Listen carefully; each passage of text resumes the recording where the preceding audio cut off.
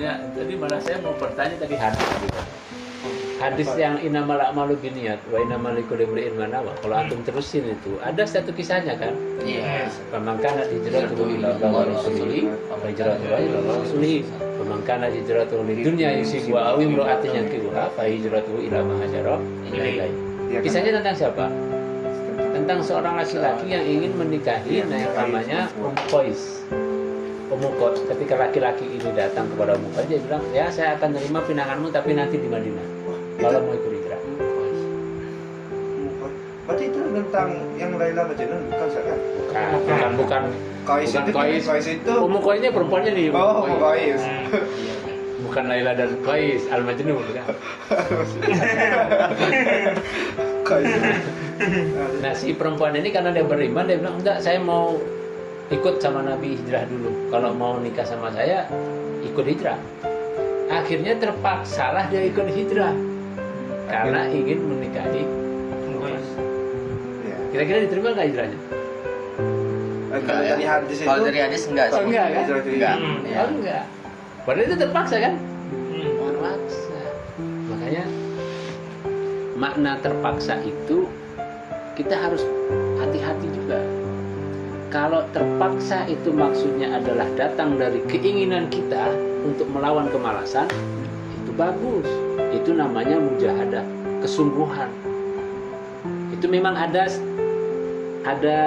keterpaksaan juga, namanya sungguh-sungguh. Iya. Orang lagi subuh nih, ngantuk. Ya kan pasti kalau namanya mujahadah berarti kan sungguh-sungguh bangun, memaksakan diri untuk bangun. Tapi niatnya bukan untuk lain-lain, niatnya hanya untuk Allah. Niatnya masih lurus. Iya, sholat. Habis itu tidur lagi. Tidak masalah, setelah itu mau tidur lagi, mau guling-guling, mau baca buku. Tapi kalau di tengah-tengah berubah niatnya, San. Nah, kalau di tengah-tengah, Misalnya subuh nih, ya, niat sholat, jalan lah, tik ke masjid. Tengah-tengah jalan, nampak apa-apa motor atau buah-buahan diambil aja. Maksiat gitu. Maksiat. Di tengah jalan maksiat, malah berbuat maksiat. Itu maksiatnya kan Enggak ada sangkut pautnya. Enggak bagusnya gimana nih? maksiatan dosa lain. Beda lagi. Tapi maksudnya ini, Aku kira tadi itu mau sholat, akhirnya nggak jadi sholat gitu. Iya. Keren dia kayak Sama-sama link.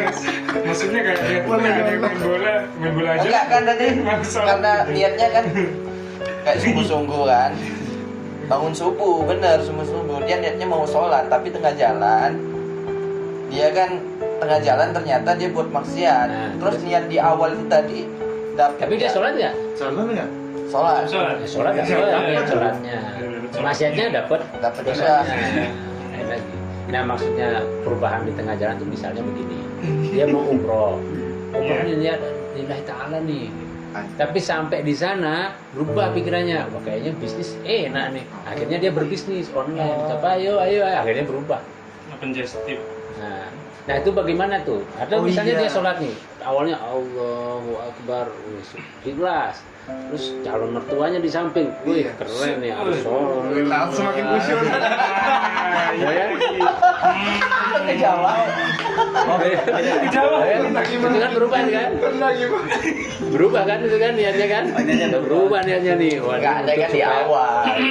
Supaya kelihatan soleh. Iya. Dia kan sudah punya mertua, ini kan calon mertua. Iya. Berarti kalau gitu Bentar dulu. Nah kalau misalnya berubah niatnya di tengah seperti ini dalam satu ibadah ya, berubah niatnya. Kalau ini kan tadi niatnya mau sholat, Beda. belum sholat ini kan, dia kena apa maksiat ya dinilai lain-lain gitu.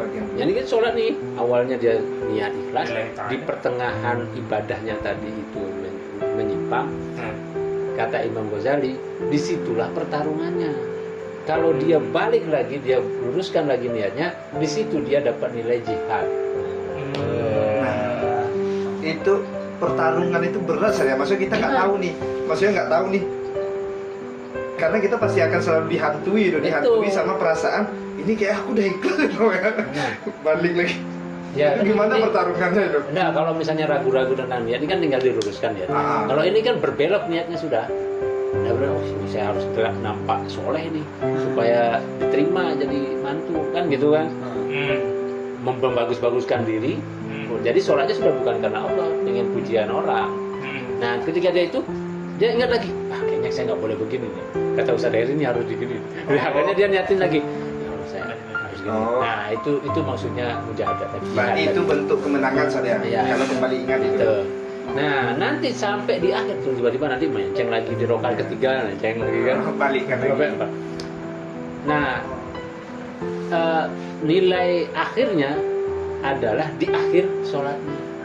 Makanya Rasulullah mengatakan al-amalu bil khawatim. Amal itu bergantung pada akhirannya. Kalau takbirnya ikhlas, ketika salam masih ikhlas nggak? Kita brojol nih dari orang tua, brul jadi bayi, ya kan? Beriman, sudah nggak perlu nyari-nyari apa lagi kan? Kita sudah langsung beriman karena orang tua kita beriman terus. Akhir hidup kita masih beriman nggak? Nah itulah husnul khotimah. Al-amalu bil khawatim. Jadi terpaksa, balik lagi ke pertanyaan kedua, terpaksa.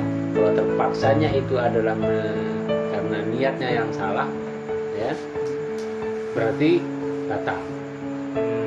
Tapi kalau terpaksa itu maksudnya adalah memaksakan diri untuk bersungguh-sungguh, nah ini jihad. Izin Ustaz.